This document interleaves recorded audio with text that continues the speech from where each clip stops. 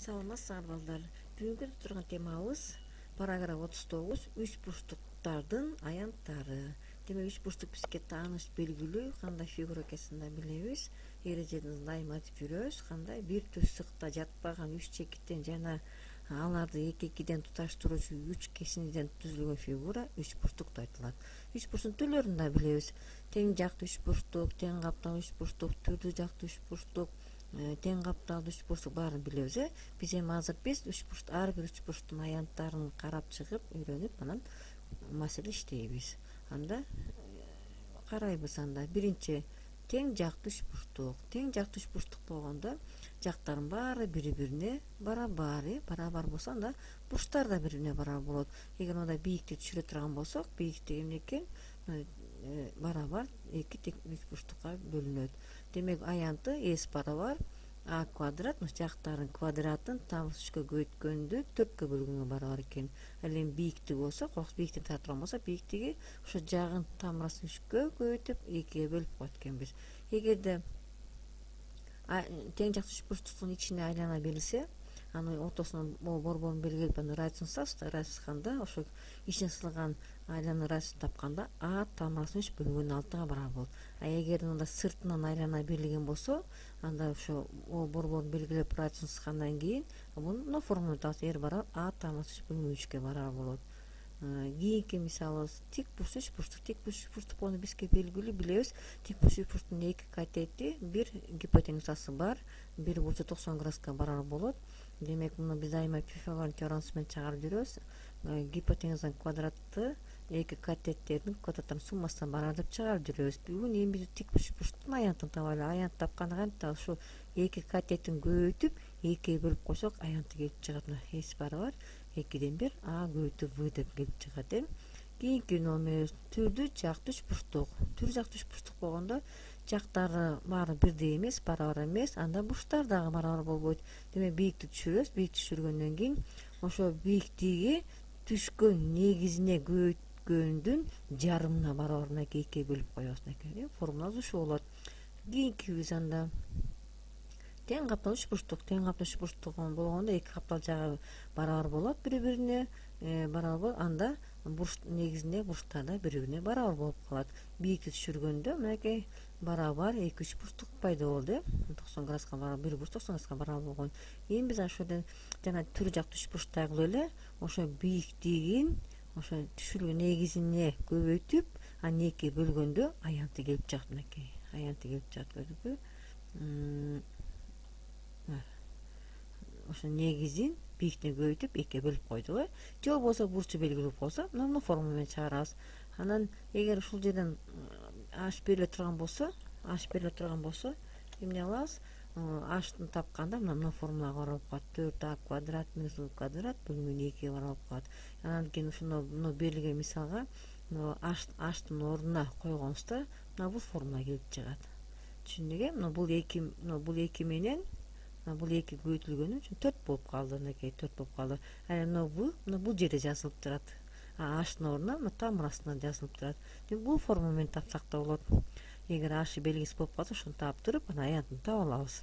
Кийинкиси Герон формуласы. Герон формуласы болгондо жактардын баары бири-бирине барабар болот. Эгер жактардын баары бири-бирине барабар болуп калса, ошо баарынын периметрин таба алабыз. А периметр эмнеге барабар?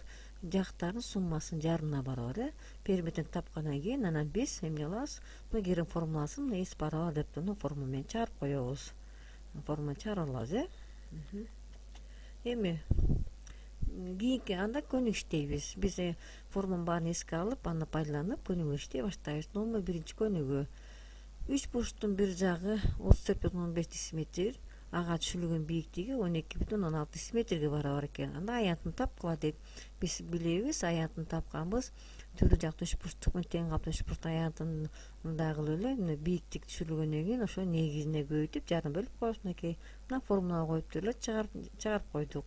Кийинки номерибиз ошо үч бурчтуктун аянты белгилүү экен. Аянты белгилүү экен. Эгер дейт, биринчи ага бөлүп коюпту. Жагы белгилүү болсо дейт, анда бийиктигин тапкыла дейт.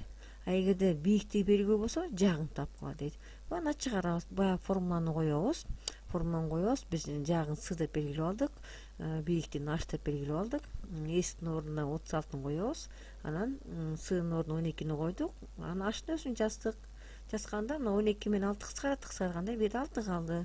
H барабар ошо 36-ны 6-га бөлсөң 6 чыкты. Демек, бийиктиги 6 барабар экен. Экинчисин дагы S'тин ордуна 36-ны коебуз. S'нын өзүн жазабыз да, h'тын ордуна 4-тү коебуз.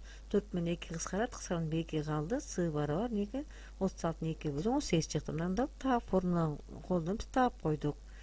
Кийинки номерибиз тең жакты үч бурчтун жагы А дейт. Аянтын тапкыла дейт. Анда биз билебиз да, эгер жагы белгилүү болуп калса, анда формуласын эле коюп коебуз. Мынакей, мына жагынын квадрат тамыр 3/4 экен, формуланын өзү жазылып калды. Андан кийинкиси тең жакты үч бурчтуктун аянты S дейт. Жагын тапкыла дейт. Анда мына формула бар бизде, формула белгилүү.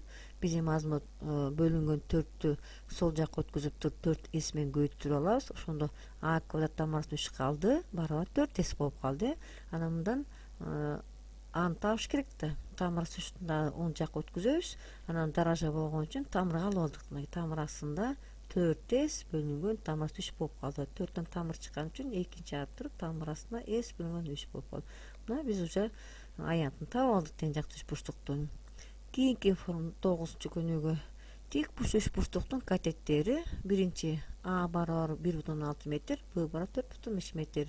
Экинчиси дагы А барабар 5 см, Б 7,6 см болсо аянтын тапкыла дейт. Мен силерге жана айтып өттүм, тик буш үч бурчтуктун аянты эки катеттен көбөйтүп жарына бөлүп коебуз деген турам, экиге көбөйтүп. Ошондой эле Анын ордуна коебуз, Бнын ордуна коюп туруп, баарын көбөйтүп туруп чыгарып койдук. Мына көкөнтү ошондо жооптор келип чыкты. Көрдүк, формуланы карадык. Эми кийинкибиз.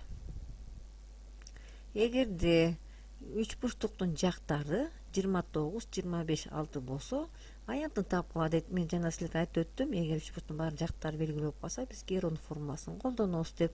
Анда жактарын баарын белгилүү болгон үчүн периметрин таап алабыз. Периметр жактарын баарын суммасынын жарына барабар.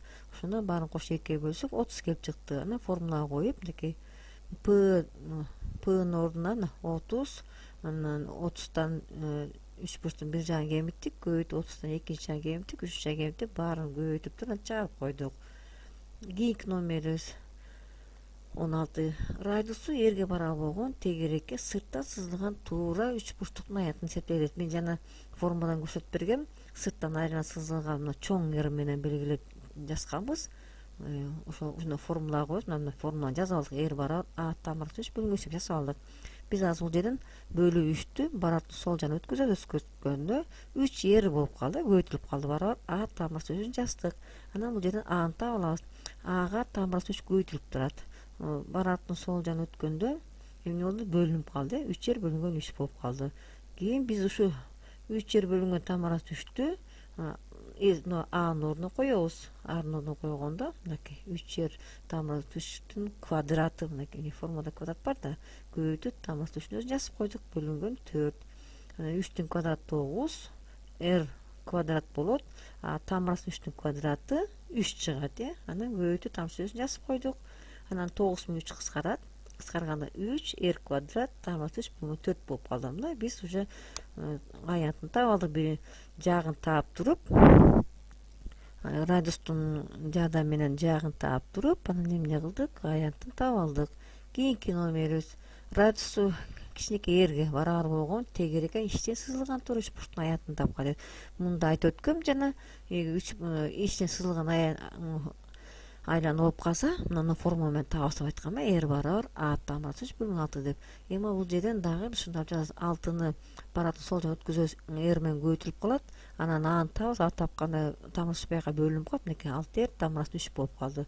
Андан кийин ушул формуланы биз Анын ордуна коебуз, мынакей квадрат деп коюп, 6-нын квадраты 36 болду, R квадрат тамыр астынан 3-түн квадратынан 3 чыгат. Анан тамырасы 3 жасабыз. 36 менен 3-тү кыскартсаң 12R квадрат бөлүнгөн 3 болот. Да 12 менен 4 кыскарат. Кыскарганда 3R квадрат тамырасы 3 болуп калды. Көрдүңөр балдар, биз кандай чыгар? Биздин азыр өтүлгөн темасына жазылган, кайталаган формуланы, үйрөнгөн формулабыздын баардыгы бизге азыр пайдасы тийип, көп эсеп чыгарып койдук. Эми силерге тапшырма. номер 3, номер 5, номер 10, номер 12, 15, 19 сөз чыгарышыбыз керек. Эмки көрүшкүнчө сак саламатта болгула.